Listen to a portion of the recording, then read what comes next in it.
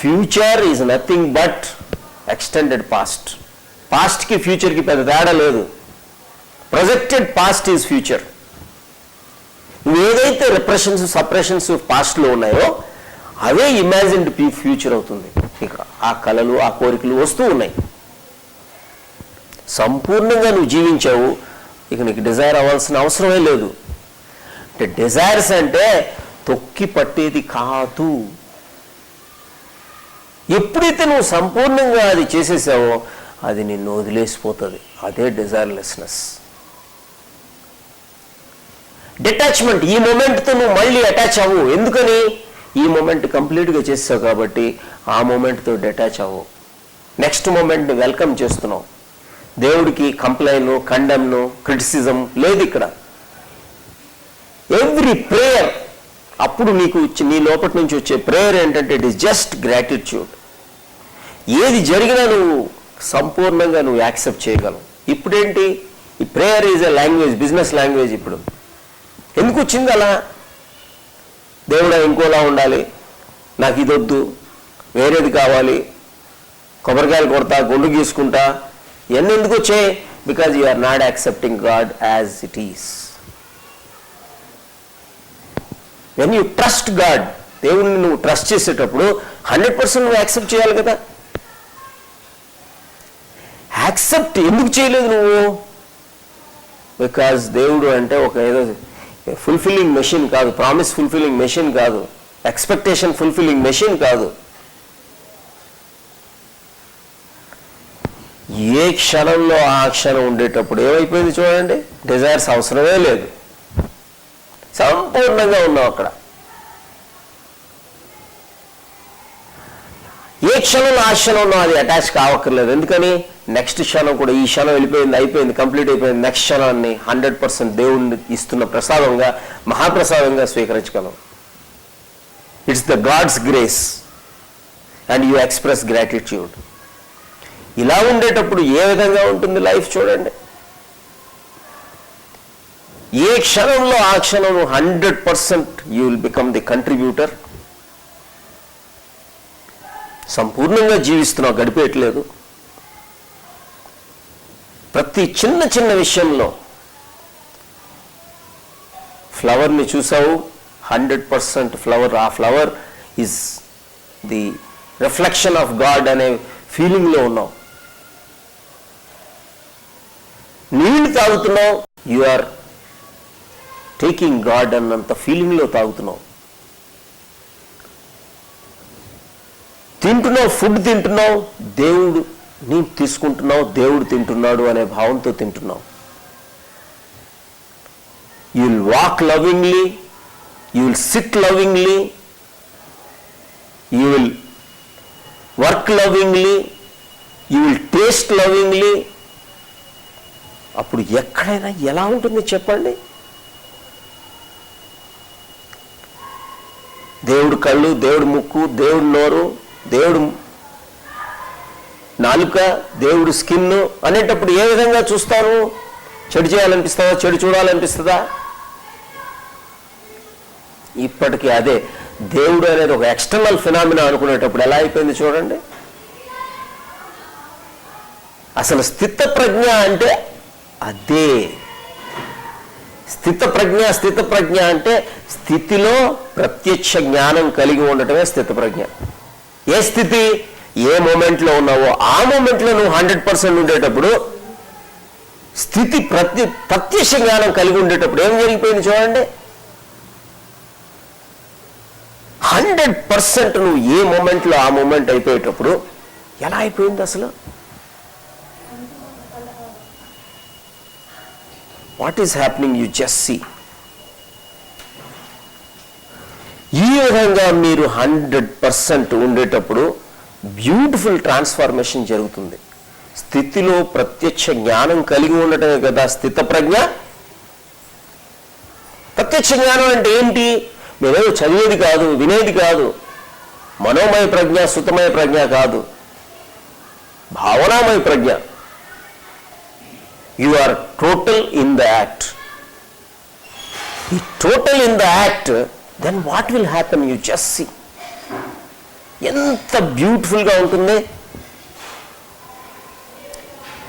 ఏ క్షణం ఆ క్షణం, ప్రతి క్షణం దేవుడివై జీవించు,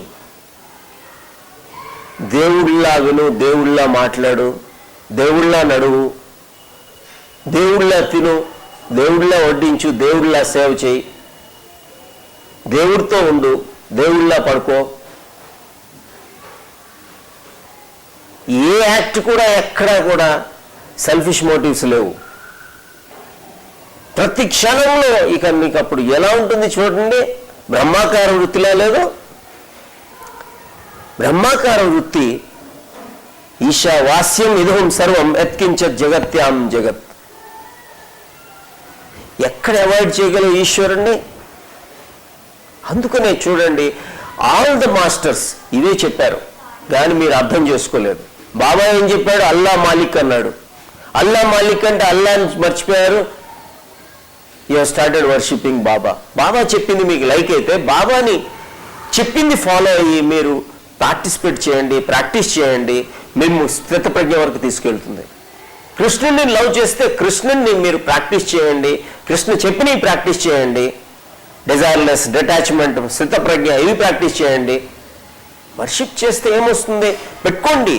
అది కూడా వర్షిప్. మీరు మీ ఫాదర్ ఫోటో పెట్టుకున్నారు, కానీ మీ ఫాదర్ చెప్పింది చేయలేదు అనుకోండి, ఏముంటుంది? సిగరెట్లు తాగొద్దన్నాడు, సిగరెట్లు తాగటం మానలేదు. తాగొద్దన్నాడు, తాగటం మానలేదు. చెత్త కంపెనీలు వద్దన్నాడు, చెత్త కంపెనీలు మానలేదు. కానీ ఫోటోకి రోజు హారం మారుస్తున్నారు. ఏం లాభం చెప్పండి? మనం ఏం చెప్పారో అది చేయట్లేదు. ఇవన్నీ కూడా డిజైర్లెస్, డిటాచ్మెంట్ ఇవే ఉన్నాయి, ఇంకేం లేవు. స్థితప్రజ్ఞ. మీరు ఎప్పుడైతే సంపూర్ణంగా కృష్ణుడిని, ఆఖరికి మనం కృష్ణుడి లైఫ్ని కూడా సెన్సార్ చేసి తీసుకున్నాం. మహాభారతం ఒక్కటే, ఇంకేం లేదు. ఏ విధంగా what is his lifestyle, ఎలా ఉంది, ఈక్వానిమిటీ ఎలా ఉంది, మనం తీసుకోవట్లేదే. Jesus Christ my father in the heaven అన్నాడు. My father in the heaven ని మర్చిపోయారు జీసస్ని. Again you start worshipping. Krishna సచ్చిదానంద అన్నాడు, సచ్చిదానందని మర్చిపోతారు. శివుడు మెడిటేట్ చేస్తున్నాడు, శివుడు మెడిటేట్ చేస్తుంటే మనం మెడిటేట్ చేయాలి కాబట్టి మనం మెడిటేట్ చేస్తే బాగానే ఉన్నాం. మీరు మెడిటేట్ చేయకుండా 100% ఇదే విధంగా ఉంటే ఏమవుతుంది? Meditation, they are pointing towards something, they are pointing towards some situation, ఎలా ఉండాలని. ఆ పాయింటింగ్ అనేది, ఆ వేల్ని ప్రార్థిస్తే ఎట్లా? వాళ్ళు ఎటువైపు పాయింట్ చేస్తున్నారు దాన్ని మీరు గమనించండి, దాన్ని ప్రాక్టీస్ చేయండి. ఏదో ఇప్పుడు ఆఖరికి ఎలా అయిపోయిందో చూడండి.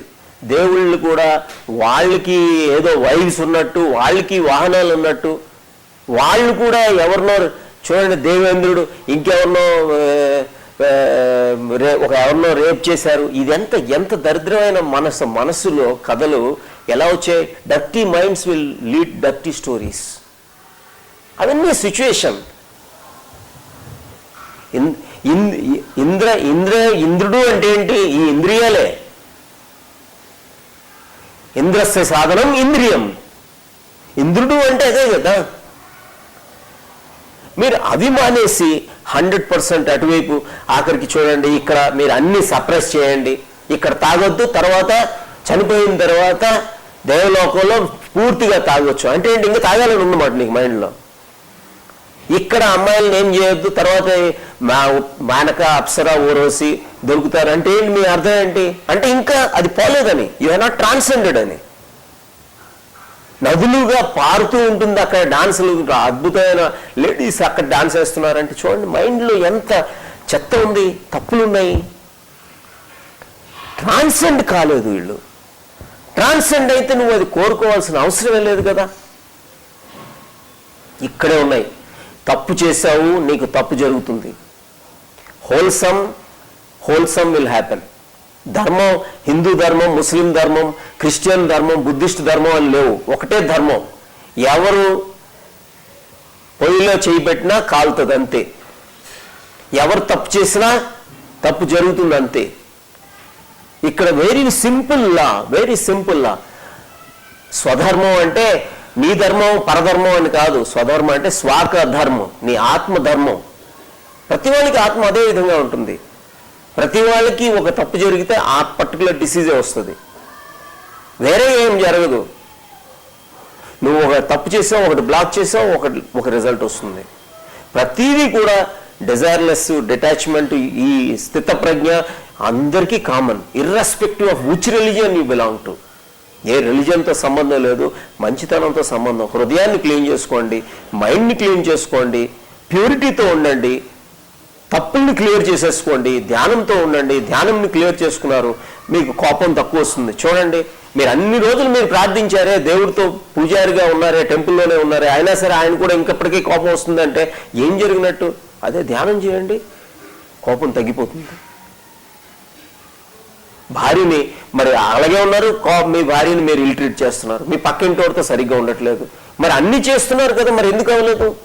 అన్ని మంత్రాలు చెప్పారు కదా, ఆ మంత్రాలు ఏంటి? ఆ సూత్రాలు అవి, ఒక అర్థాలు, అవి మీరు చెయ్యాలి, బైహార్ట్ చేయటం కాదు. బైహార్ట్ చేయండి, మంచిదే. కమ్యూనికేషన్కి ఇంతకుముందు బుక్స్ లేవు కాబట్టి బైహార్ట్ చేసి బై వర్డ్ ఆఫ్ మౌత్ వాళ్ళు మాస్టర్ టు డిసైపుల్ జరిగింది. ఇప్పుడు మీరు కనీసం దాన్ని ఇంప్లాంట్ చేసుకోండి, ఇన్వాల్వ్ చేయండి.